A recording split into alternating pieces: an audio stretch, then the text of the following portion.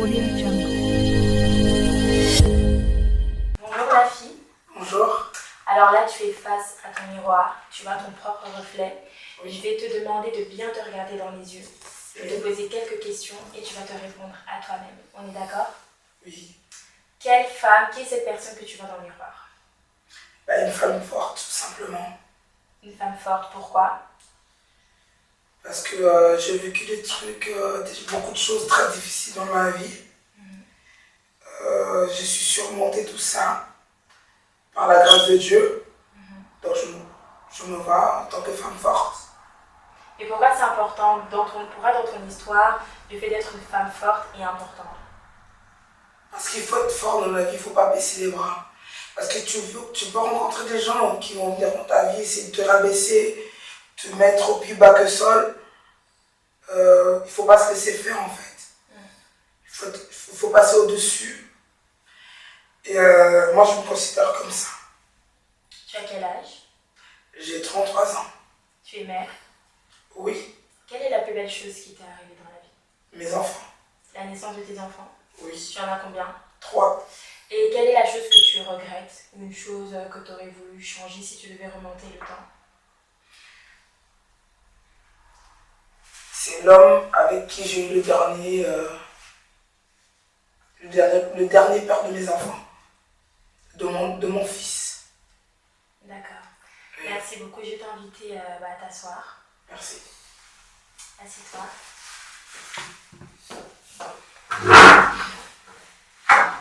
Alors, ça fait quoi de se voir et de se parler? Ça fait bizarre. Très bizarre. Ça fait tout remonter. Parce que là, on est face à soi-même, en fait. On est face à soi-même et c'est très compliqué de se voir comme ça. Et c'est quelque chose... Et de s'exprimer face à soi-même. Face à toi-même la personne que tu es. C'est très compliqué. Ça m'a fait bizarre, j'avais du mal de me voir en même temps que je... Ouais. Voilà, c'est très compliqué. C'est vrai que c'est un exercice particulier. Oui. C'est vrai qu'on a déjà entendu quelques éléments de ton histoire, mais on va aller un peu plus en profondeur pour comprendre la femme que tu es aujourd'hui. Ok. Tu nous autorises? Oui. Ok, c'est parti. Je vais commencer par te montrer une photo. Et j'aimerais que tu parles de la personne que tu vois à ce moment-là. Ok? Je t'en prie. Qui est ce petit bébé? C'est moi. T'avais quel âge sur cette photo? Je dois avoir un an, quelque chose comme ça. Un an? C'était en Belgique, dans un autre pays? En Afrique, au Congo. Au Congo. Ok, est-ce que tu peux nous parler un peu de ton enfance? Comment ça se passait, ton quotidien? Tu vivais avec tes deux parents? Enfin, comment ça se passait lorsque tu étais plus jeune? Ah non, j'étais avec mes deux parents. Ok. Et puis, j'étais avec mes deux parents et puis ma mère devait rentrer, venir en Belgique. En fait, mon père était neuropsychiatre. Donc, il bougeait beaucoup entre le Canada, la Belgique, sinon la France. Donc, mon père a rencontré ma mère très jeune. Très, très, très jeune. Donc, il a rencontré ma mère très, très, très jeune. Prends ton temps. Qu'est-ce qui t'émeut comme ça?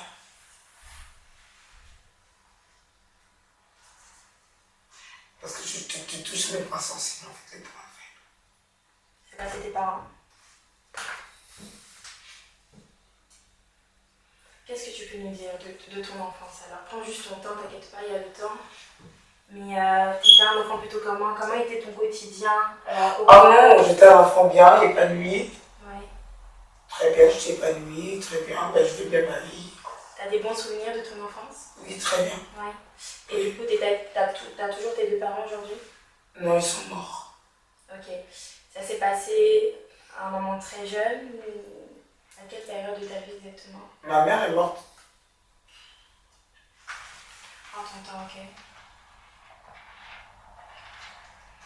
Qu'est-ce qui t'émeut comme ça? C'est la perte de tes parents?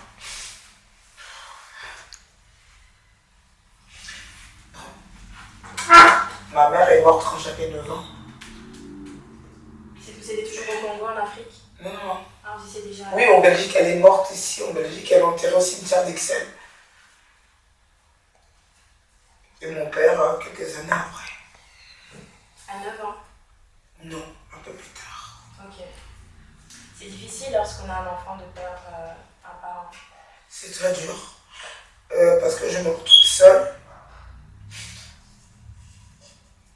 J'aimerais bien que mon papa il soit là, qu'il voit ses petits-enfants grandir. Et ma maman aussi. Mais malheureusement,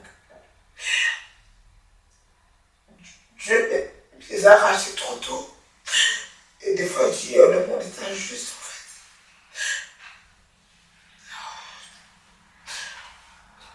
Tu m'as eu. Je ne l'ai pas pleuré, mais tu m'as eu. Mais oui, bien sûr, c'est difficile de perdre un parent lorsqu'on est jeune, surtout lorsqu'on a 9 ans. Comment on fait pour continuer à se construire? Comment on fait On se bat. On apprend à être fort. Déjà à 9 ans? Oui. On apprend à être fort. Parce que moi, je me suis toujours battue. À 16 ans, j'ai commencé à travailler. Je me suis débrouillée. Parce qu'après, dès que tes parents sont morts, forcément, tu dois vivre chez un parent qui doit t'élever. Est-ce que tu as des frères, tu as des sœurs? Enfin, je veux dire, quand ce moment très triste s'est passé, est-ce que tu étais seule, tu étais entourée, tu étais la seule fille, tu as des frères qui t'entouraient pendant ce moment-là ou Oui, j'ai des frères. Des grands, des petits? J'ai un petit frère parce que chez ma mère, on est deux. Okay. Et j'ai des grandes sœurs. Du côté de mon père, on est 19. Et je suis la 19e. Je suis la dernière de la famille. Okay. Ouais. Et vivre ce moment-là où tu as 9 ans, tu as des petits frères, tu as des grands frères aussi, tu vois tout le monde qui est abattu, mais toi tu as 9 ans et tu es en train de vivre cette réalité. Comment ça se passe? Enfin, qu'est-ce qui s'est passé à l'intérieur de toi-même lorsque tu vivais cet instant? Sachant que tu as 9 ans, tu es trop jeune. Et même la mort, c'est peut-être quelque chose dont tu n'es pas vraiment conscient, tu ne te rends pas compte vraiment des conséquences qu'il peut avoir de ne pas vivre avec un parent. Qu'est-ce que tu ressentais quand tu as vu tes deux parents ne plus être là? Ben depuis ce jour-là, j'ai eu une carapace en fait. Depuis tout ça, donc j'ai pris à être forte en fait. C'est une carapace pour être forte ou c'est une carapace parce que tu veux te protéger de quelque chose? Je me protège tout simplement. De qui? Ou de quoi? Des gens, le monde extérieur. T'avais une bonne relation avec tes deux parents? Très bien même. Ouais. Après, t'étais jeune, c'est vrai que j'imagine que t'étais beaucoup sur leurs pattes et tout ça, très proche d'eux. Ah oui. Oui, quand même. Oui, quand même. Ouais. Donc j'ai pris à être forte. Parce qu'après, quand on fait des rencontres avec des gens. Il y a des gens, il y a une chose que j'ai compris, il y a des gens, c'est des sacrés hypocrites. Il y a une personne qui peut venir rentrer dans ta vie, faire semblant que la personne t'aime et tout, même en amitié même, je dis. Or que la personne profite de toi. Et puis après, quand tu vas te rendre compte de ce que la personne raconte sur toi, tu te dis, mais pourquoi j'ai été gentil? Parce que moi, en amitié, que ce soit au niveau familial, je suis quelqu'un de... Je donne mon cœur en fait. Ouais. Je donne mon cœur. Je suis quelqu'un de solidaire. J'aime pas voir souffrir mon prochain. Je suis là. J'ai un grand cœur. Au moment quand j'ai compris qu'on m'a pris pour une conne, quand on m'a pris pour une conne, je te comprends con aussi. Donc. Oui, on va en parler. Oui. Et donc du coup, il y a la perte de tes parents. Tu as dû grandir malgré toi sans avoir de repères. Oui. Et du coup, à quoi tu t'accrochais? Puisque tu n'as plus de repères, c'est vrai que tu as encore tes frères et tes sœurs et c'est une chance de les avoir vus. Mais à quoi tu t'accroches pour continuer à te construire en tant que jeune fille et aujourd'hui en tant que femme? Mais Dieu. Dieu, s'il n'y a pas Dieu, il n'y a que Dieu. C'est lui qui donne de l'espoir, c'est Dieu. Je me lève le matin, je mets la musique de Dieu, s'il n'y a que Dieu. C'est lui le créateur du ciel et de la terre. Il n'y a que Dieu. Donc c'est vraiment dans la foi que tu as posé. C'est dans la foi, oui, exactement. Voilà. Ok, tu m'as dit que tu es maman de 3 enfants, c'est ça? Ouais, exactement. On va voir leurs petites boules, ils sont super mignons. Est-ce que tu peux nous parler, tiens s'il te plaît, ils sont très choux. Est-ce que tu peux nous parler de comment ils sont arrivés, dans quelles circonstances, de les voir comme ça, qu'est-ce que ça t'a fait, enfin... Ça a été fait par amour. Ok, ben raconte-nous. Là, c'est vrai qu'on a passé un peu l'enfance, on rentre maintenant dans cette période où tu as conçu tes enfants. J'ai beaucoup aimé leur papa. On s'est beaucoup aimé. Donc on a fait nos 2 bébés là, malheureusement. Ça n'a pas fonctionné, donc chacun a pris sa route. Tout simplement. Parce que moi, je ne supporte pas qu'un homme vienne me tromper. Je suis une femme. Moi, je considère que... Je considère que quand on est en couple, il faut être fidèle à l'un et l'autre. Du moment d'où on vient, on commence à me tromper, c'est pas possible.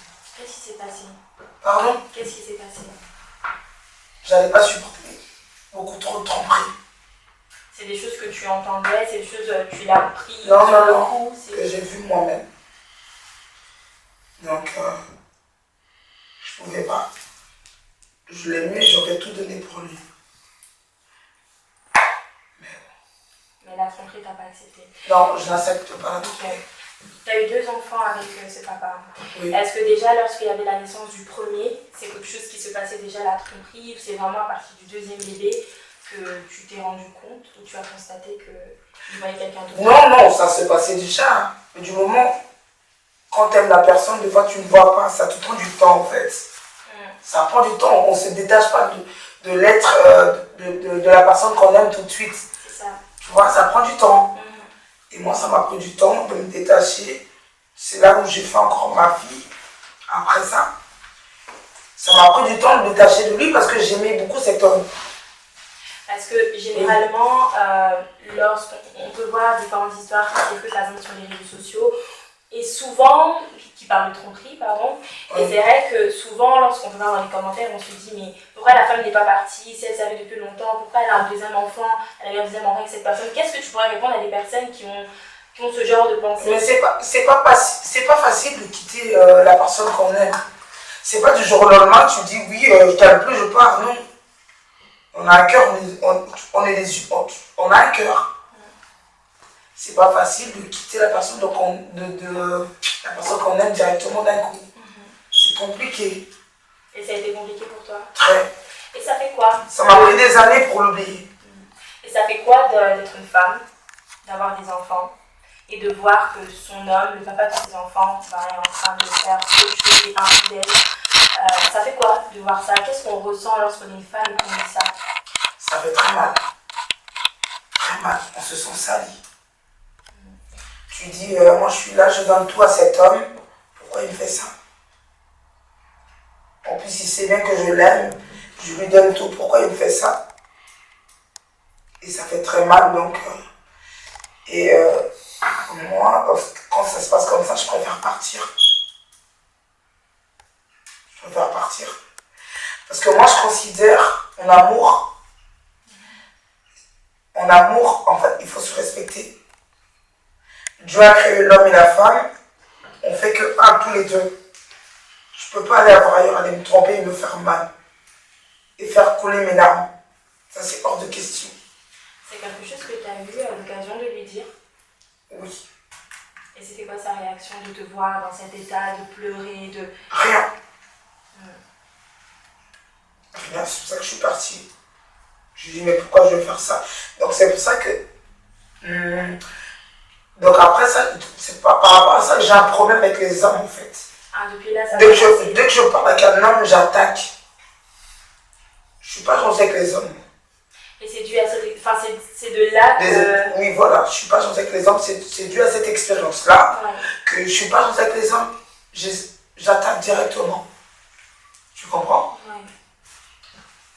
Et donc du coup, tu as eu d'autres relations, mais c'était difficile, j'imagine, à gérer avec cette expérience, première expérience que tu as vécue. Oui, tu as eu 2 enfants avec, donc vous avez vraiment construit quelque chose. Oui, et puis je rencontre quelqu'un d'autre. Déjà, j'avais pas confiance. Donc lui aussi. Seigneur. Il est venu, il m'a mis en confiance et tout. Il était bien gentil, il me met en confiance. Et puis après, lui, il m'a fait le double. C'est celui que j'expliquais avant, là, celui qui m'a trompé avec une femme chez moi à la maison pendant que j'étais à la maternité. Parce que mes enfants n'ont pas le même père. Les deux premiers ont le même papa. Le dernier, il a son père.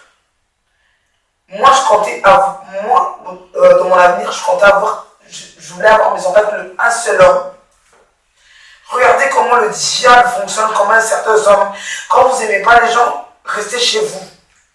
Venez pas gâcher la vie des autres. Et lui, il m'a mis en confiance, donc il me drague et tout, on se parle normalement. Et il me met en confiance, donc je dis ok, je fais confiance. Il m'a fallu du temps aussi, donc je l'ai cru dans tout ce qu'il me disait. Et puis quand je suis tombée enceinte, j'ai dit écoute, je suis enceinte. Mais il me dit, déjà cet enfant-là, il le voulait tellement. Je dis j'espère tu vas pas faire des bêtises parce que moi je suis déjà restée toute seule avec mes deux autres enfants. Je compte aller retravailler parce que moi je suis diplômée. Je compte aller retravailler tout. Ne viens pas gâcher ma vie comme ça. Il me dit non, t'inquiète pas, tout va aller bien. Je vais pas te faire du mal, de mal. Et puis après, donc je lui fais confiance. Donc le bébé, je le garde. Du jour au lendemain, il sort. Pendant 15 jours, je ne le vois pas. Donc je l'appelle, mais t'es où? Qu'est-ce que tu fais? T'es pas à la maison. Quand ton mari n'est pas à la maison, donc il y a un souci. Je venais d'accoucher de mon dernier. Okay. Je dis, mais t'es où? Tu fais quoi? Il ne répondait pas. Il revient, il dit, après quand il revient, il me dit, oui, j'ai trouvé une autre femme, je compte partir. Je dis, mais pourquoi tu m'as fait un enfant alors? Et tu venais juste d'accoucher. Donc mon fils avait 1 mois. J'arrivais plus à allaiter parce que le lait, ça s'est stoppé tout de suite. Je dis, mais pourquoi tu me fais ça? Je lui ai dit, s'il y a un problème, tu ne préfères pas qu'on en discute, qu'on en parle? Qu'est-ce que j'ai fait de mal? J'aimerais bien comprendre. C'est comme ça dans un couple, quand ça ne va pas, il faut se parler. J'aimerais bien comprendre, c'est quoi le problème? Il me dit, non, il n'y a rien. C'est ses amis qui ramènent à la maison, dans notre maison. C'est eux qui l'ont présenté, c'est eux qui ont présenté une autre fille. C'est cette fille, c'est lui qui est parti me tromper avec elle. Bon, je dis, bon, c'est pas grave. Je dis, ok. Donc, à ce moment-là, j'avais plus de l'air, rien du tout. Donc, il a pris ses affaires, il est parti. Alors que l'enfant n'a qu'1 mois. qu'1 mois, oui. Il est parti me tromper, vivre avec cette femme-là. Comment tu te sentais? C'est horrible de vivre ça. Si je te dis que j'arrivais plus d'allaiter, j'arrivais même pas à allaiter. J'avais plus de lait. J'avais plus rien. J'avais plus rien du tout. Et donc,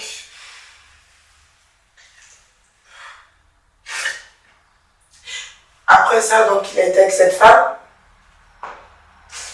Et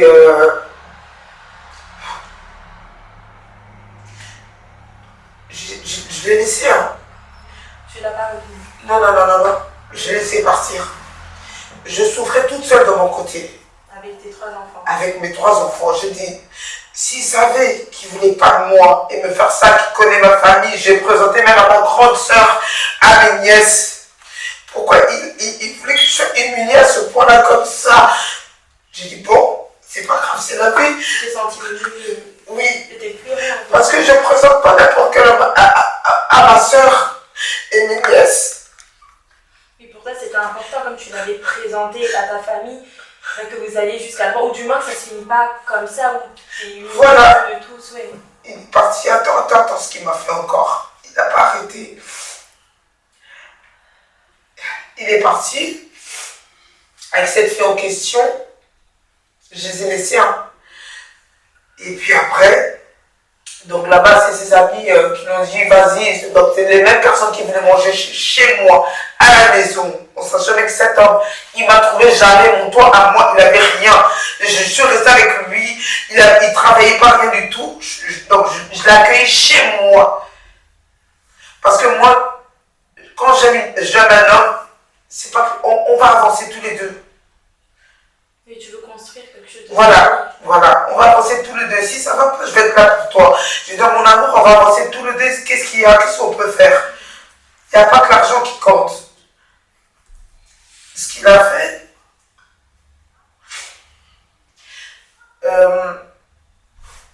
après, la même fille, celle on est parti, qu'on m'a abandonnée. La même fille, elle m'appelle, elle m'insulte. Je dis, toi, moi j'ai tout donné à cet homme. Tu te rends pas compte de ce qu'il m'a fait. Tu m'appelles pour m'insulter? Ok, c'est pas grave, merci. Et puis ça n'a pu aller avec cette fille. Ce qu'il a fait, c'est que cette fille, il lui a volé son argent. Elle était aussi une maman avec un enfant. C'est une mère de famille aussi, avec une petite fille. Il l'a abandonné avec sa fille. Il lui a volé sa carte de banque. Il lui a pris tous ses sous. Elle n'avait plus rien. Et cette fille, elle m'a téléphoné. Elle venait chercher cet homme-là en question, ce connard. Excusez-moi. Chez moi, j'ai dit, il n'est pas là. Et puis elle me dit, oui, la fille, j'ai un problème. Je dis, quoi? Il m'a tout pris. On m'a foutu dehors. Je suis à la rue. Je suis dans la merde. J'ai dit, il n'y a pas longtemps que tu m'as... J'ai dit, il n'y a pas longtemps que tu m'as insulté. Elle me dit, pardon, ma famille ne veut plus de moi et tout. J'ai personne. Tu te rends compte? J'ai accueilli la femme que l'homme avec qui... J'ai accueilli la femme avec qui on a été me tromper. Chez toi? Chez moi à la maison. Elle avait une petite fille, j'ai dit viens. Dès qu'elle est rentrée, elle commençait à pleurer. Elle pleurait, je l'ai pris dans mes bras, j'ai dit pleure pas, pleure pas. Elle a dit, je suis désolée. Pourquoi t'as fait ça? Parce que je ne peux pas laisser quelqu'un dans la souffrance. Tu le disais au début. Je ne peux pas laisser un être humain souffrir. C'est pas moi, je ne suis pas comme ça. Même si cette personne t'a fait... J'ai souffert par rapport à cet homme, il m'a abandonné avec cette femme, elle se moquait de moi. Mais cet homme, il a brisé cette homme aussi, elle était avec un enfant, elle n'avait rien. Mais j'ai pris cette femme. Ma nièce, elle n'est même pas au courant de ça, c'est la première fois que je dis ça, elle va me tuer. J'ai pris cette femme avec ses enfants, avec sa fille, et son enfant mettait les vêtements de ma propre fille. Elle pleurait, elle était pas bien, elle pleurait. Elle était, je dis, mais toi, il nous a trompés toutes les deux. On est toutes les deux brisées finalement. Voilà, il nous a trompés toutes les deux. J'ai dit, tu croyais quoi? J'ai laissé toi ton enfant? Non, je suis pas comme ça. Dieu est là pour les bons et les justes. Je ne veux pas te laisser parce que lui, il a fait ça. Et crois-moi, cette fille, elle m'appelle, elle est mariée, elle a trouvé un homme, elle est mariée, elle a eu un bébé. Et on se parle très bien. Elle aussi, elle n'est plus avec. Waouh, mais quel cœur! C'est incroyable de voir que tu as accueilli chez toi la personne qui a participé, même de près et directement, à ton brisement, à ton mal-être, à cette humiliation. C'était dur. J'imagine. C'était dur parce que quand on se voyait, c'était dur. C'était dur. Elle était gênée, c'était dur pour moi, pour elle en même temps, c'était dur. Bien sûr pour vous deux, oui. Et cet homme sait que vous avez cohabité ensemble? Il a su quand, parce qu'il a tellement utilisé la pauvre fille, il a vidé son compte en banque, et puis il revient, il m'appelle derrière. Oui, qu'elle sorte, il me dit maintenant que je suis sa femme, qu'elle sorte de là, sinon je vais la faire sortir. Je dis, tu dégages. Tu viens, elle ne va pas bouger de chez moi avec son enfant. Elle a perdu son appartement, elle a tout perdu. Tu l'as laissé comme ça et toi tu dégages. Si tu viens ici, j'appelle la police. Tout de suite. Crois-moi. Je dis, va voir ailleurs. Et bonne chance à toi. T'as jamais cherché à te venger? Hein? T'as jamais cherché à te venger? Ou à lui faire du mal ou... Tu sais qu'on est animé souvent par des sentiments négatifs et intenses et profonds. On pense à tout. Non, au début oui, mais après je me dis non, il n'en vaut pas la peine. Je veux plus que ça. Je veux plus que ça. Parce que tu vois, il y a des fois des hommes, il faut choisir la bonne personne, il ne faut pas aller chez n'importe qui. Et les gens, ils peuvent rentrer dans ta vie comme ça, ils viennent te détruire complètement. Parce que moi, en ce moment, il m'avait détruite. Il m'avait détruite, ça n'allait plus. Il m'a détruit complètement. Même pour cuisiner pour mes enfants, je n'arrivais plus. Arrêter, je n'arrivais plus. Donc, leur maman, mes enfants remarquaient, maman, ça ne va plus. Il y a un truc qui ne va plus. Et comment on fait pour se reconstruire après les expériences qui t'ont littéralement brisé? T'es une femme, t'es mère. Comment on fait pour se reconstruire? Mais c'est Dieu, la prière. C'est ce qui t'a aidé? C'est la prière qui m'a aidé. Ce Dieu-là, il est trop bon. C'est Dieu qui m'a aidé. C'est pour ça que là, je suis debout. Je suis debout. Il n'est tombé plus bas de terre. Moi, je suis debout grâce à mon Dieu. Je suis debout grâce à mon Dieu. Et par rapport à ça, j'avais du mal parce que je rencontrais un homme. Il est venu vers moi, j'avais du mal à lui faire confiance. Il ne comprenait pas pourquoi j'ai du mal à lui faire confiance. Je lui racontais mon histoire, il me dit oui, t'inquiète pas, je ne te ferai pas de mal. J'ai dit mais qui dit que c'est vrai? Parce qu'on m'a promis ça. Qui dit que c'est vrai, tu ne vas pas me faire du mal? Il m'a dit fais-moi confiance, fais-moi confiance.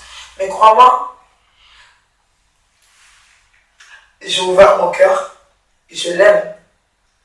Ce monsieur Caps, je l'aime. Il m'a apaisé.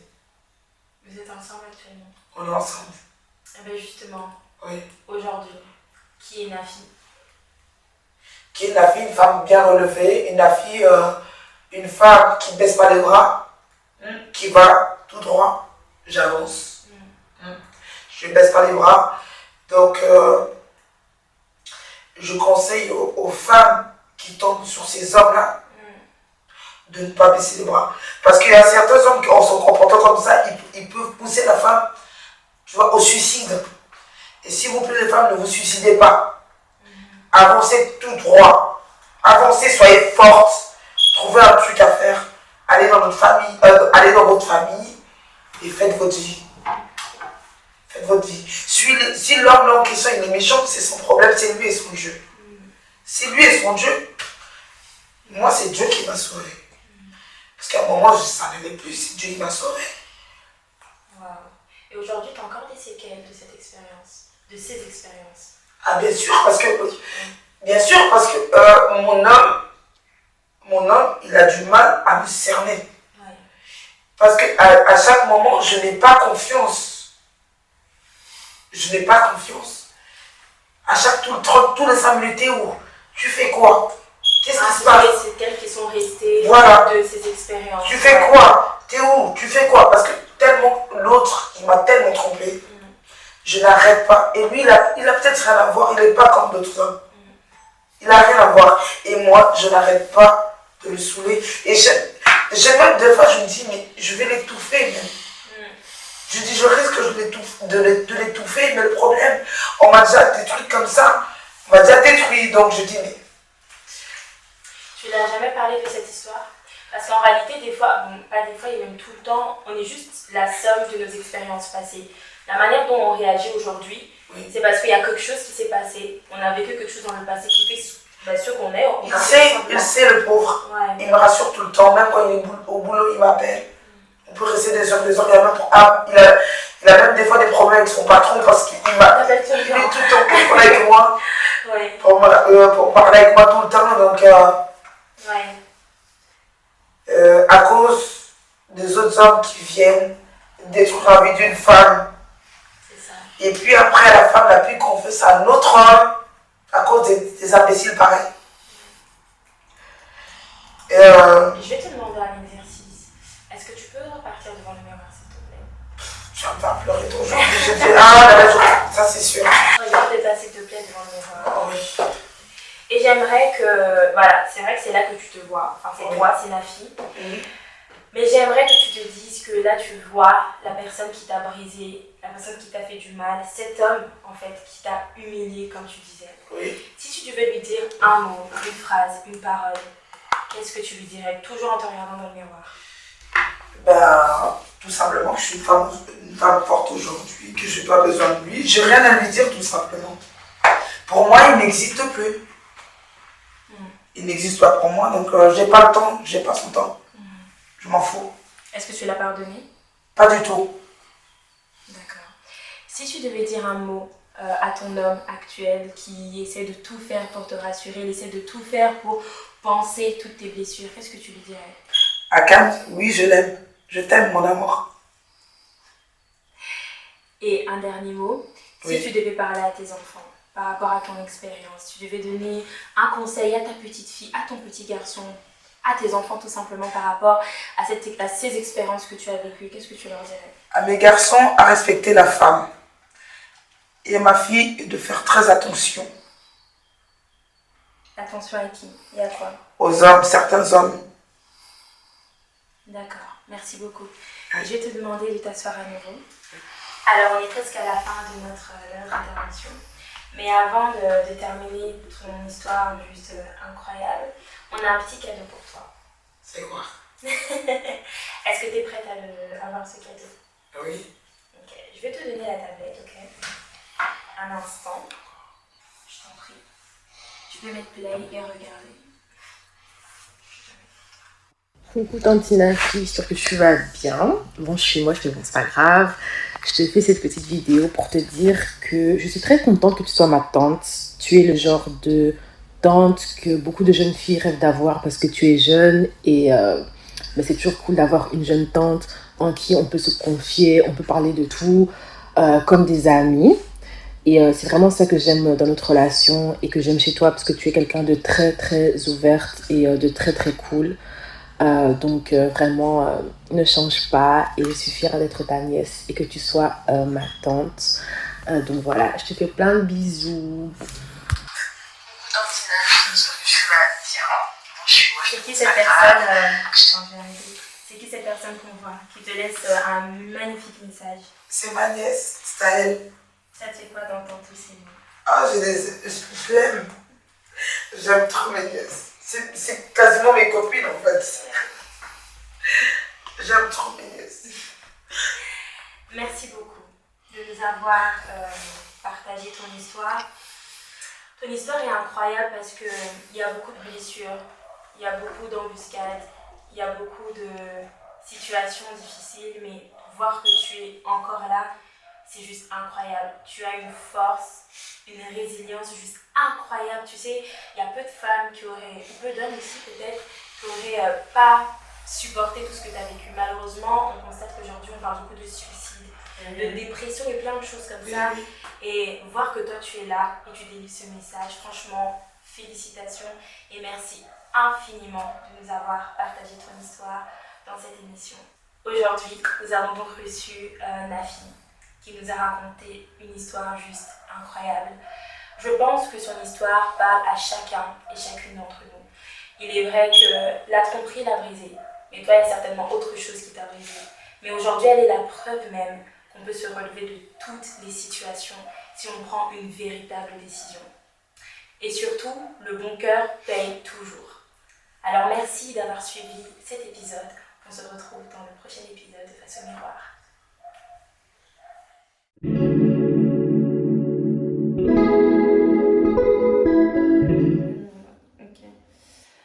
Ok, je suis prête. Aujourd'hui, je vais parler d'une aventure extraordinaire qui a commencé il y a plusieurs années.